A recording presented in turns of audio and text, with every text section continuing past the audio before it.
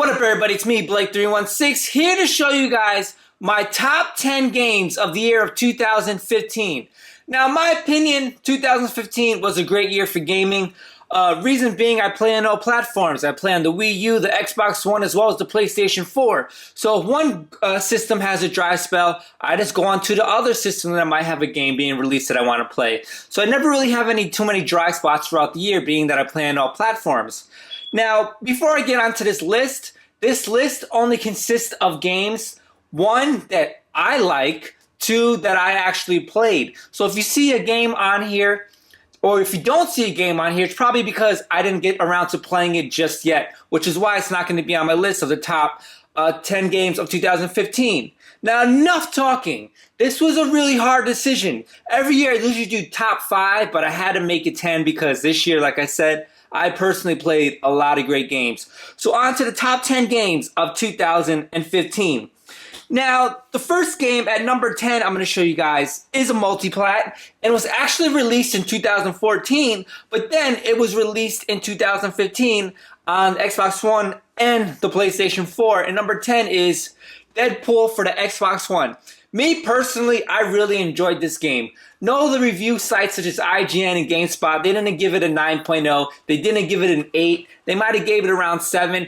Granted, the game has its problems, but it's still a really fun, enjoyable game, and I liked it a lot. I believe I beat it in about 3 sit-downs. I really like this game. It's a really good superhero game. They don't make too many good superhero games these days, and this was really good. I like the gameplay. I like the non-stop comedy humor that Deadpool has in it, and it was just a really enjoyable game. It has its flaws like every other game. It did have some frame rate issues, but at the same time, it didn't stop me from enjoying this game. I really like this game. I would do a second playthrough of it. There is no multiplayer, which stinks, but at the same time, like I said, really fun game, and this is number 10 of 2015, Deadpool. Now, number 9 might be a bit of controversy, reason being it's the popular game to hate, but with that being said, I still enjoyed the game, and it is Call of Duty Black Ops 3.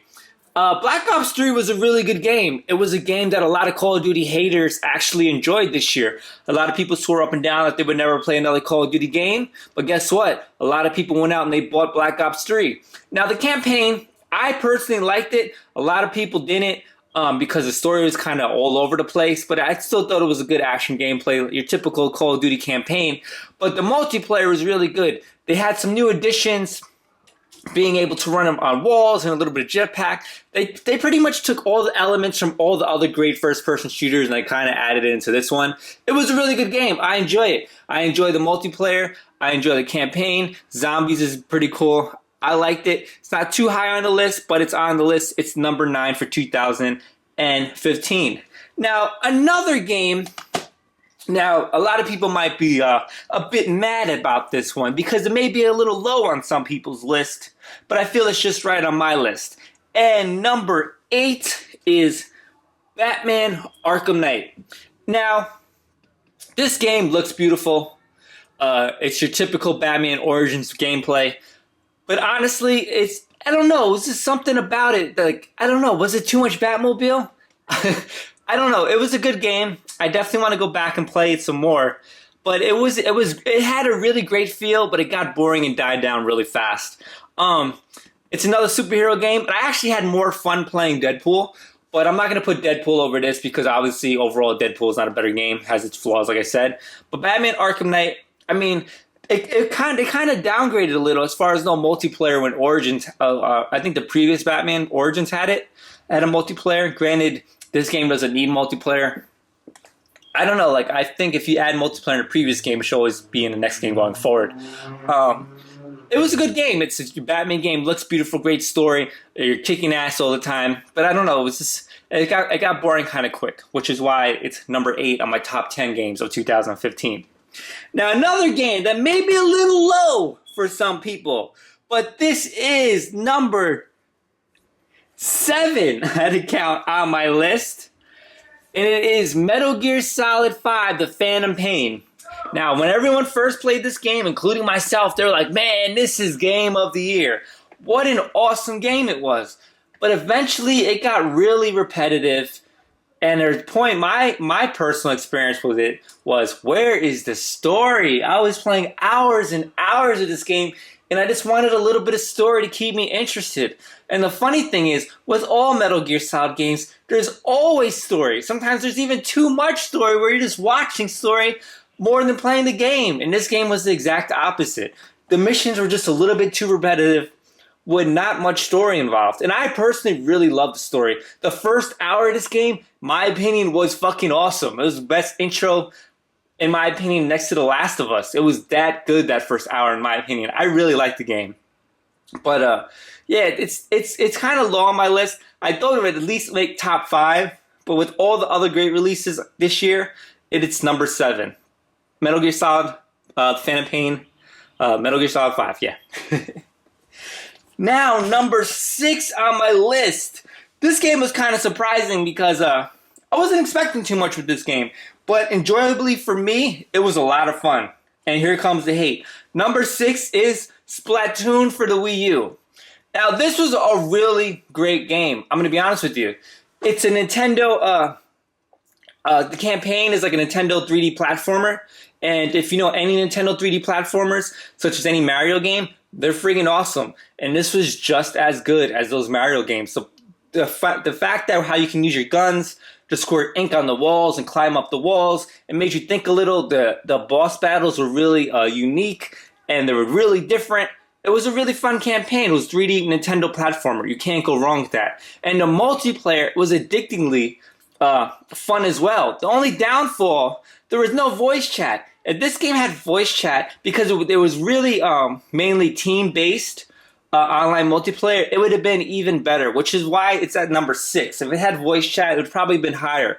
I personally really liked this game a lot. It was really fun. I really liked the art style. I loved all the paint, and it was just really fun.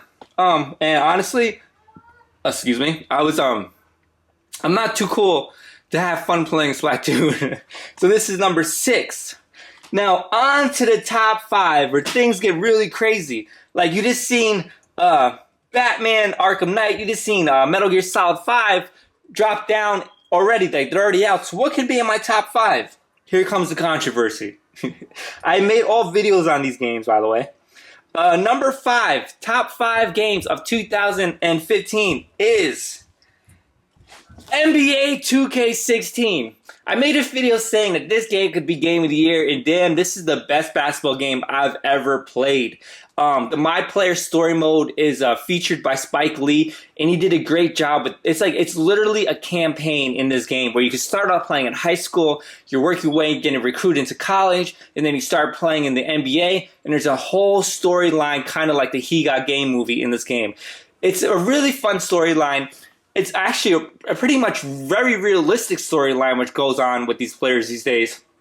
And other than that, the gameplay, NBA 2K, it's always a great game. And they added the small things here and there that make it even better every year, which was better this year. The graphics always look good.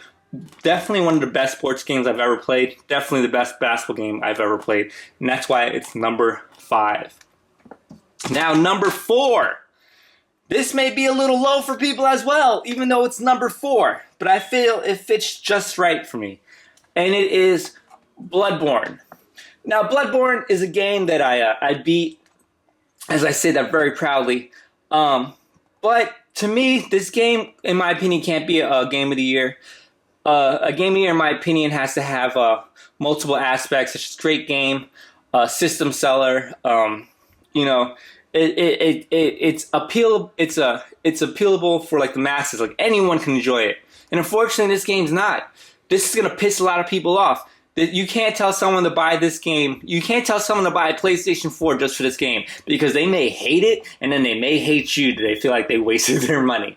But me personally, I really like the game. Once you learn how to play it, it's definitely worth it. It's one of those most satisfying games you ever had before, pretty much in any gaming experience. You learn how to play, you really feel like you achieved something beating bosses, and you definitely feel like you achieved something beating the game. But it's just like, it's the learning curve and difficulty is just maybe too much for a lot of people, which is why, in my opinion, it can't be Game of the Year. But I really like the game. I really love the graphics and the art style, the dark world. I thought it was a great game. I thought the boss looked super cool. And I like the difficulty, but like I said, it's not for everyone. I'm going to be realistic. This is the top 10 games of 2015. And this is, what number is this? This is number 4, Bloodborne. Now, things are getting interesting. Some games you seen and some games you didn't see. Now, number 3, and you know what? I made a video about this game back in September.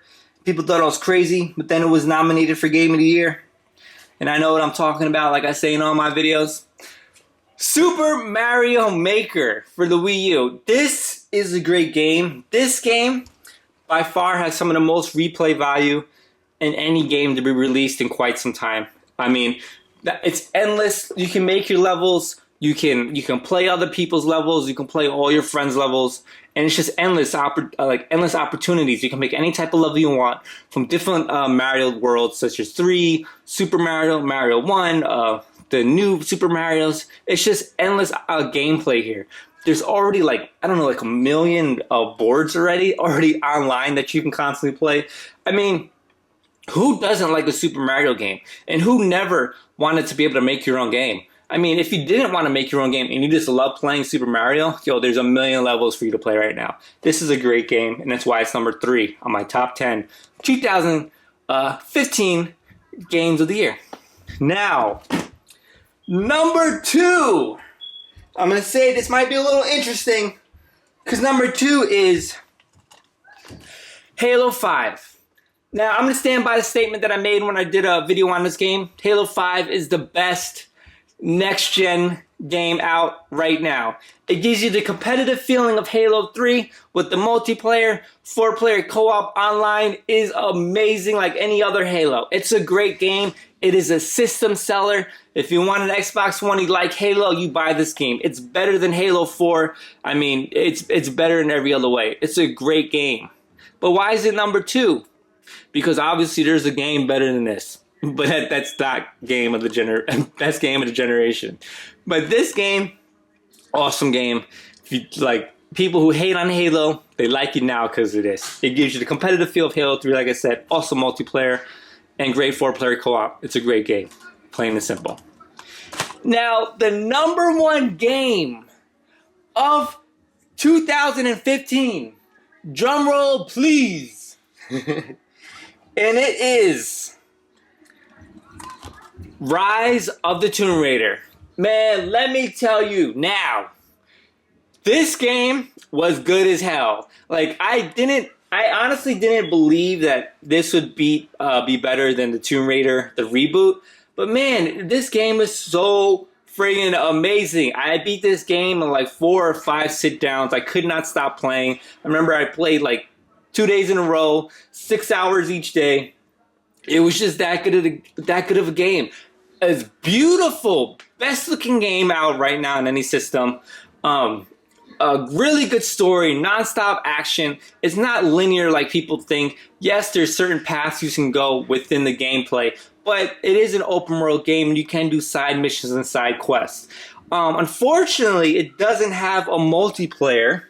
I don't know why they took that out, but honestly, I'm not even gonna penalize this game. It's that friggin' good. It is a system seller.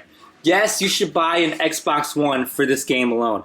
Yes, it's going to be released on the PlayStation 4 in a year. But honestly, I'm glad I didn't have to wait. I'm glad I'm not missing out on this awesome game right now. I definitely recommend you go out, you play this game. It's awesome. It's non-stop action-packed, beautiful looking game, good story. I mean, it's a really good game, and I'm actually looking forward to another Tomb Raider game. I definitely recommend this game. Top game of 2015, number 1. Now, that is my top 10 games of 2015. If you see games that I didn't play yet, such as like Fallout, Just Cause 3, honestly, I didn't have a chance to play those games yet. I do have them. I didn't play them yet, which is why they didn't make my top 10 games of 2015. But as far as the games that I did play, that's my top 10 list. It's me, Blake3one6. Make sure to subscribe for future videos. Until next time, bros. Well, let's see. Let's get all these games in one picture. Peace.